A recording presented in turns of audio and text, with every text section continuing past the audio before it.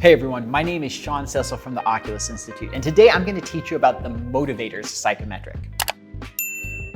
So we just recently had a playlist where I went through the DISC psychometric. That is the single most valuable psychometric that I use in my work.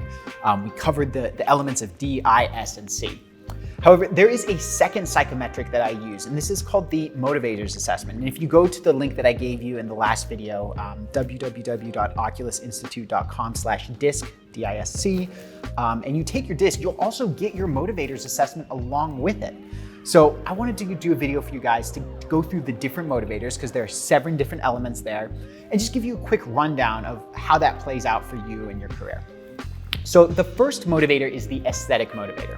And the aesthetic motivator, there are 2 components to it. One is sensation, right? So high aesthetics love beautiful views, beautiful music, scented candles, massages, all that kind of stuff. Low aesthetics don't really care. So if you're a high aesthetic and you're in a little cubicle with the fluorescent lights overhead, you're gonna be miserable, right? You want to be in an environment where you can be out in nature, or at least where you have an office with a good view, right? Or something along those lines. You don't want to be in a situation where you're in a cubicle. I had one person who was a high aesthetic who said that going in every day to the cubicle made her want to kill herself, and that was the quote. So don't do that. The other thing about high aesthetics is high aesthetics will burn out very quickly if they don't perceive what they're doing as fun. Right? So a high aesthetic will struggle to work more than 40 hours in a week if they don't perceive what they're doing as fun. Whereas a low aesthetic, they may go work 80 hours a week and not care, right? That said, they'll often miss stopping to smell the roses and miss the beautiful sunset and all those kinds of things, where the high aesthetic will get that awe aspect of life, right? There's no thing that's better than another here.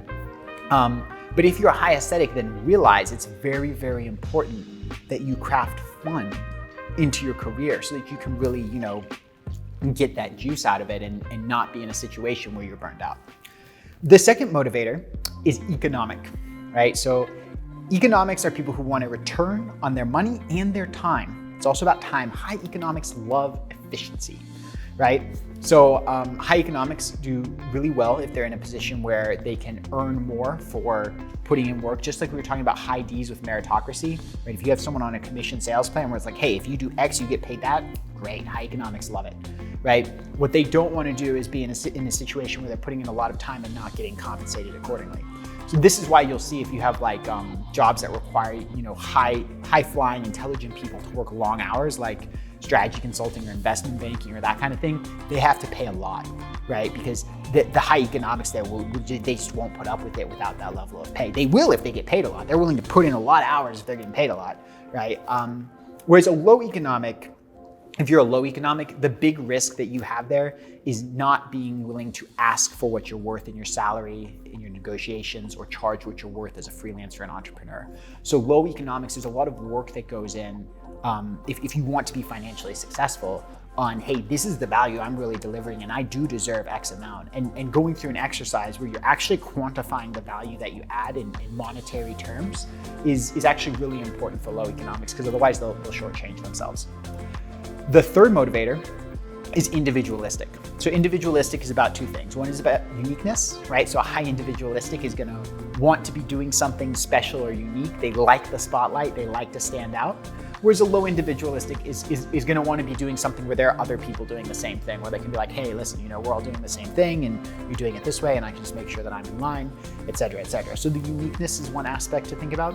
The other thing with high individualistics is they love recognition. They love being told that they've done a good job. And this is a problem in our culture because most managers are really fucking horrible at gratitude and telling people they've done a good job. Pardon my language, but just for emphasis is needed, right? Like most bosses they suck at this, right? And for high individualistics, they will always feel chronically underappreciated unless they happen to get a boss who is in fact good at that. Whereas a low individualistic, they don't care. They don't even want the award. Like if they get an award, like, oh, I'm in the spotlight, I'd rather not be here, right? So just, recognize, like if you're dealing with a manager, if you're a high individualistic, and if they have some compassion, you can kind of explain to them that and say, hey, listen, I really appreciate it. If I'm doing a good job, you let me know, because then that makes me, encourages me to keep doing that thing. The fourth motivator is the power motivator. And again, power motivator, two different things. One of which is control. So A high power individual is going to want to have control over what the organization is doing and what the people in the organization are doing. So they're going to be good as an entrepreneur who has staff. They're going to be good as a high-level executive.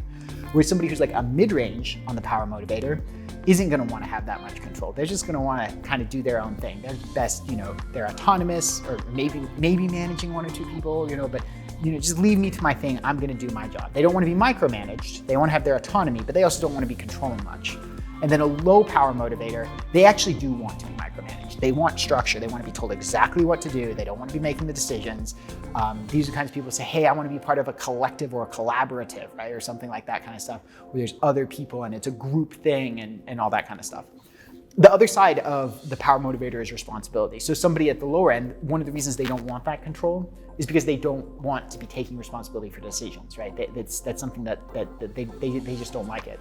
Whereas somebody who's a high power motivator, they want to control stuff, but they will normally say, hey, the buck stops with me. I made the decision, I own that, right? But the key there is to look at, what's your level in the organization. Is there a lot of structure that you have to follow, or are you the one creating structure? The fifth motivator is altruistic. So altruistic is about the sense of grand mission. So a high altruistic is going to be somebody who, they've got to really care about the mission of their organization, right? They may be in an advocacy group or a nonprofit or a business doing something that they care about, but it's something where they feel like this organization is making the world a better place. A low altruistic doesn't necessarily care about that. That doesn't mean that low altruistic people are selfish. They can be very, very caring for their group of people, right? For them and theirs, but they're not going to be brought into this whole kind of, change the world, kind of dynamic that a high altruistic really feels is necessary. The sixth motivator is regulatory. And regulatory is about rules. So somebody who's a high regulatory believes there's certain rules need to be followed, the rules need to be enforced. Think about a judge who is very textualist. This is exactly what it says and this is what we're going to do, right? Or a policeman, hey, speed limit is 55, you were going 58. I'm going to write you a ticket. That's a very high regulatory thing. Whereas a low regulatory somebody is somebody who doesn't like rules. As somebody who helps people find career freedom, I get a lot of people who are low regulatory who don't like bureaucracy, right? They don't like all the rules associated with it. There's some people who like bureaucracy, right? Those people are great in a corporate environment. People who are low regulatory tend to struggle with it. And so they're often looking for something where, either a more flexible company or freelancing or entrepreneurship or something where they don't have to be bound by all of these rule sets. And then finally, the last motivator is theoretical. Theoretical is about curiosity.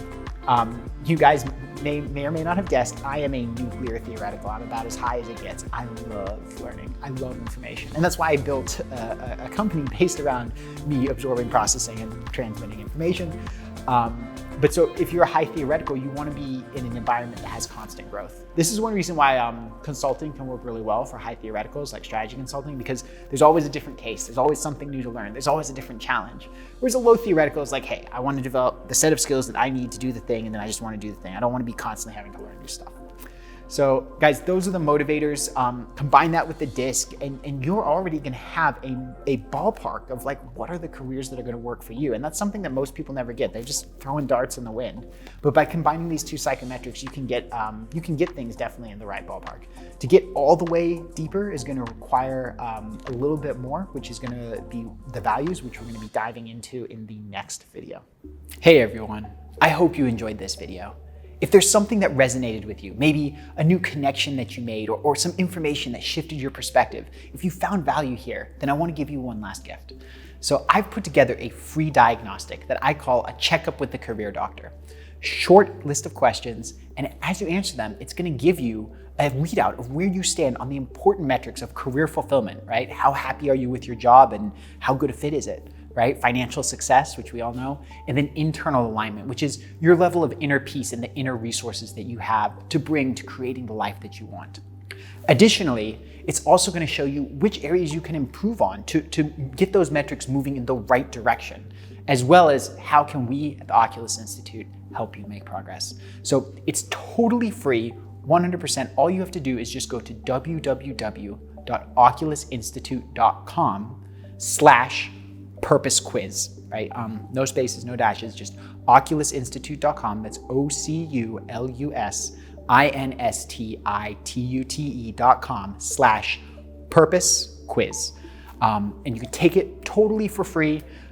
You'll get a free report sent to you, and then at the end, it will give you some next steps of what you can do to reach out so that we can help you create the career of your